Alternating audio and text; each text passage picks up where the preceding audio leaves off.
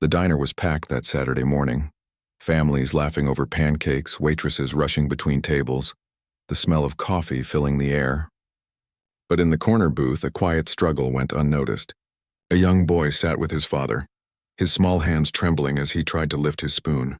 Each attempt ended in failure, the food slipping back to the plate. His cheeks flushed red, eyes brimming with tears while his father looked away, helpless and defeated. No one seemed to notice the boy's silent battle, except one waitress whose heart refused to let his pain go unseen. Emma had been working at the diner for almost 3 years. She knew the Saturday morning rush better than anyone. The clinking of silverware, the endless orders for pancakes, the steady drip of coffee into worn mugs. Her arms ached from carrying trays and her hair clung to her forehead from the heat of the kitchen. Most mornings she kept her head down, focused on surviving the chaos until her shift finally ended. But that morning felt different. As she weaved between crowded tables, her eyes caught on a scene that made her stop mid-step. In the corner booth, away from the laughter and chatter, sat a boy no older than 9 or 10. His hands trembled as he tried to steady his spoon. He clenched his jaw, determined. But every attempt ended in the same heartbreaking failure. The spoon slipped, clattered against the plate, and the food spilled back onto the table. His cheeks turned red. His lips trembled and his eyes welled with tears he tried desperately to hide. Emma noticed how he looked down quickly, ashamed, as if he didn't want anyone to see. But she saw. She couldn't look away. Across from him, his father sat stiffly in a perfectly pressed suit. He had the look of someone powerful, someone important, yet at that moment he seemed defeated. He watched his son with a quiet heaviness in his eyes, his hands folded tightly in front of him. Emma recognized that look. It wasn't anger. It was helplessness. For a second, she considered walking past. After all, she was just a waitress, and the diner was full of other customers waiting for her. But then something stirred deep inside her, a memory. Her younger brother, years ago, had struggled with similar challenges. Emma remembered the tears of frustration, the stares from strangers, the way people would pretend not to see, and she remembered how much it hurt when no one stepped in. Emma gripped her tray tighter, her heart pounding. She knew the risk of overstepping, of embarrassing the boy or his father, but she also knew what it felt like to be ignored. She couldn't let that happen again. Taking a deep breath, she set her tray down on the counter, grabbed a clean napkin, and walked toward the corner booth. She didn't see a customer. She saw a child in need of kindness, and she wasn't going to let his silent struggle go unseen. Emma approached the booth slowly, her heart pounding harder than it should for such a simple act. She wasn't a teacher, a therapist, or even someone with special training. She was just a waitress. But something told her that her presence mattered. She crouched down to meet the boy's eyes, lowering herself to his level so he wouldn't feel small. "Hey there, sweetheart," she said gently, her voice soft enough to be drowned by the clatter of dishes in the background. "That looks pretty tricky. Would you like a little help?" The boy froze. His wide eyes darted from Emma to his father and back again. His lips parted as if to answer, but no words came. Pride wrestled with need, and Emma saw it clearly in his expression. He didn't want pity. He wanted dignity. For a moment, Emma thought he might refuse. But then, ever so slightly, he nodded. She smiled, not too big, not too overwhelming, just enough to reassure him. "Okay then," she whispered. She picked up the fork, cut the pancakes into smaller pieces, and guided one toward him. "Your turn," she encouraged. His hands trembled as he tried again, and though the fork slipped, she steadied it with her own hand. Together, they lifted the bite. The boy tasted it, and when he finally swallowed, his lips curled into the smallest, shyest smile. Emma chuckled softly. "See, you've got this. You just needed a teammate."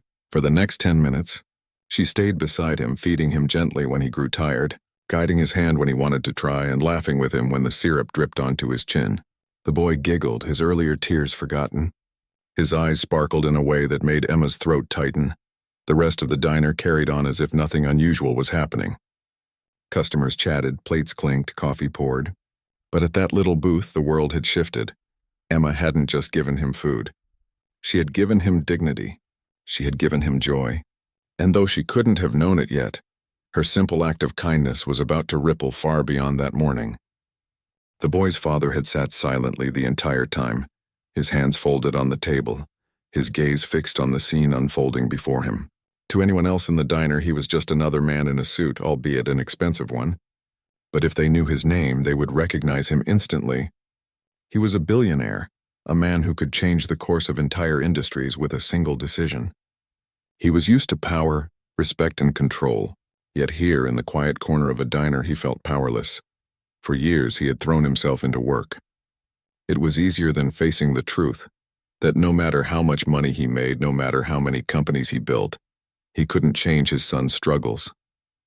He could hire the best doctors, buy the most advanced equipment, and surround his child with luxury, but he couldn't give him what he wanted most: to feel normal, to feel capable, to feel seen.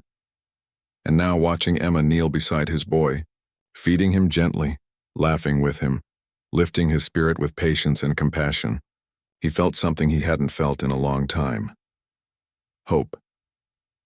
Tears pricked the corners of his eyes, though he quickly blinked them away. Billionaires weren't supposed to cry in diners. But in that moment, he wasn't a billionaire. He was just a dad, sitting across from the only person in the world who had managed to give his son the dignity he had prayed for. He realized painfully that he had underestimated the power of kindness. He had measured his worth in net worth, forgetting that the greatest wealth was not in money but in humanity. And as he sat there humbled, he knew he couldn't let this moment pass without doing something in return. When the plates were cleared and the laughter settled, the father asked for the check. His voice was calm, but there was a weight to it Emma couldn't quite place. She brought the bill with her usual smile, setting it on the table. He glanced at it briefly, then reached into his jacket. Instead of signing, he pulled out a crisp white envelope and slid it across the table toward her.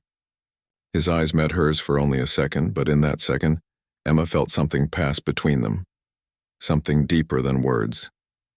She didn't ask questions. She simply nodded. After they left, Emma slipped into the back room, curiosity gnawing at her. She opened the envelope, expecting perhaps a generous tip, but what she found inside left her breathless. First, there was the check, an amount so large she had to blink twice, certain she had misread it. It wasn't just generous. It was life-changing. Enough to pay off debts, enough to buy freedom, enough to spark a future she had only dared to dream about. But it was the note that undid her. Written in neat, careful handwriting, it read, "Today you gave my son dignity.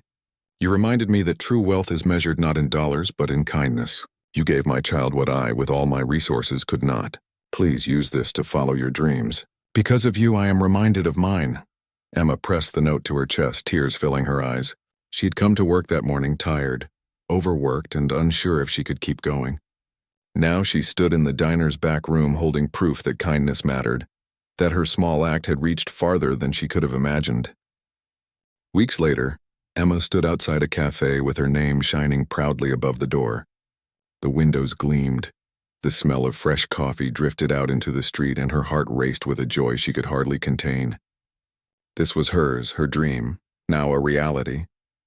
The billionaire father had kept his promise. He hadn't just left her money. He had helped her build a future, not out of pity, but out of gratitude. He saw something in her kindness worth investing in, and that investment had blossomed into something beautiful. Inside, the cafe was filled with life. Children colored on menus, parents sipped coffee, and strangers struck up conversations. And at the heart of it all was Emma, moving from table to table with the same warm smile she had shown that little boy in the diner. She never forgot that morning. Whenever a child struggled to eat, or a parent looked weary and overwhelmed, she remembered. She remembered the trembling hands, the shy smile, the father's tears, and she remembered how one choice to act with compassion had rewritten her story forever. Emma realized something profound, that kindness isn't just a moment. It's a seed. When planted, it can grow into something far greater than we ever imagine. She had given a boy dignity. In return, she had been given a future. Kindness costs nothing, yet it has the power to change everything. One small act can restore dignity, heal wounds, and even transform lives.